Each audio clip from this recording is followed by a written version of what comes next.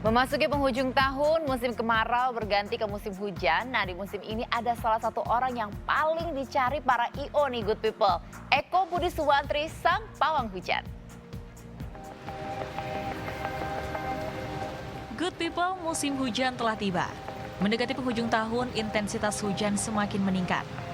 Saat acara yang mengumpulkan massa sudah mulai digelar terbatas, hujan jadi momok bagi para event organizer atau penyelenggara acara.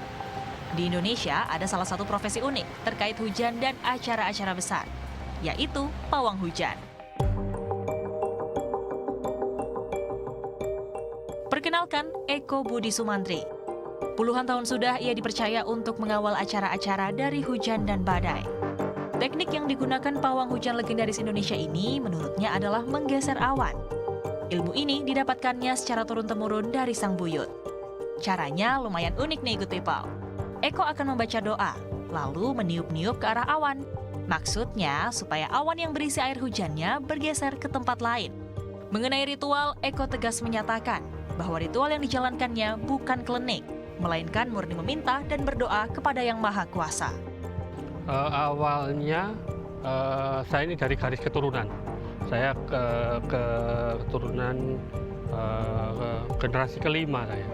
Kebetulan bapak saya tidak melakukan ini karena bapak saya kerja di bank. Jadi terputus di bapak saya, tapi ilmunya diberikan ke saya. Gitu. Jadi seperti orang akad nikah. Jadi salaman begitu. Setelah itu beliau menunjukkan cara zikir dekat sumber air. Biasanya kalau dekat air gini atau dekat toren gitu, saya hanya berdoa sekitar 5 menit lah tawasul. Tawasul kepada Nabi Muhammad, Nabi Khidir, Nabi Ilyas, lalu leluhur-leluhur saya. Setelah itu saya pindah ke masjid yang terdekat dengan lokasi. Gitu. Saya hanya pakai zikir dari Al-Quran sama Al-Hadis, sudah itu aja. Pengguna jasanya ternyata nggak cuma dari kalangan event organizer loh, good people. Tapi juga beberapa kegiatan lain yang menghindari hujan, seperti pembangunan. Nah, kalau menggunakan jasa Pak Eko juga nggak bisa dadakan. Karena menurutnya banyak ritual yang dilakukan sebelum memindahkan awan. Kalau yang jasa pakai saya, wedding organizer, lalu orang-orang yang melakukan pameran-pameran, lalu jasa konstruksi. Jasa konstruksi misalnya orang itu mau ngecor bangunan atau apartemen, butuh waktu yang panjang, itu biasanya menggunakan jasa saya. Mereka harus pesan dulu ya, nggak mendadak ya, karena saya perlu sholat tahajud sama sholat duha. Jadi mereka seminggu sebelum acara sudah menghubungi saya. Tapi kalau yang WO sudah langganan sama saya, biasanya udah pesan 1 bulan sebelumnya. Kalau saya melakukan zikir, kebetulan zikirnya itu ada saya bawa itu saya biasanya zikirnya minimal 3 jam. Minimal. Pada waktu acara, jadi sebelum acara itu saya sholat tahajud sama sholat duha. Pada waktu acara, saya zikirnya minimal 3 jam. Yang saya baca itu dari Quran sama hadis. Reputasi yang baik di dunia pawang hujan membuat Eko sering dipanggil ke berbagai negara lain loh. Wih, go internasional, good people.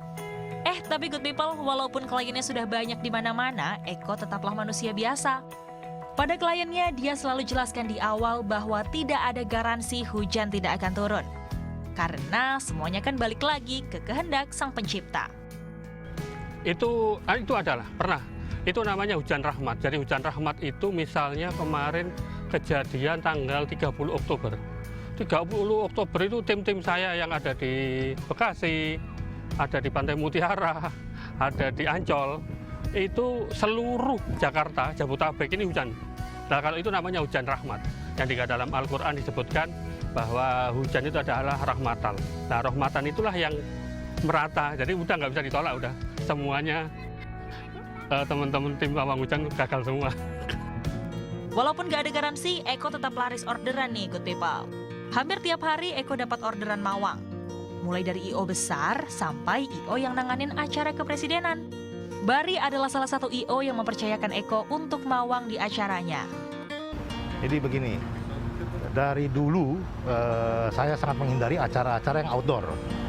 Karena kita tidak bisa prediksi cuaca. Ya, jadi tapi saya juga sering dengar bahwa orang menggunakan pawang hujan.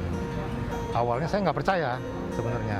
Tapi ada banyak acara-acara itu saya liatin pakai pawang hujan dan bener kenyataan bahwa memang tidak hujan gitu loh. Jadi terus terang ya, percaya nggak percaya, tapi ya saya percaya juga sih gitu. Penghasilan yang didapatkan dari tawarkan jasa pawang hujan pun lumayan banget loh, good people. Biayanya 1,5 juta rupiah. Dengan sistemnya, pembayaran di muka Rp600.000. Kalau ternyata tidak hujan, baru transfer sisanya. Kalau hujan, uang Rp600.000-nya hangus sebagai ganti transportasi dan usaha yang sudah dilakukannya. Jadi, nggak rugi-rugi amat ya, walau nggak ada garansi.